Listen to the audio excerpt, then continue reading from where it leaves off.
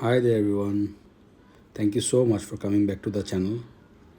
Today we're going to learn about how to edit a picture in iPhone. Nowadays many works are done through phone. So any kind of phone is coming up with a good editor system by default. Okay. So let's dive in. Firstly, we have to go to the photo section or in the gallery. Select the photo. Here is the photo I have selected. It's in the Chicago, USA. You can see the whole view. So let's edit. Here in the corner portion there is edit. We can press here edit. After that we can see there are lots of options here.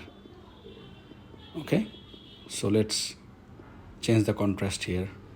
Oh, nice. Let's change the brightness. Let's change the black point. After that we can also change the brilliance of the picture to look good.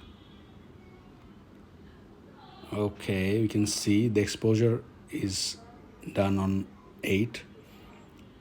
You can also just crop it, also use various types of filters.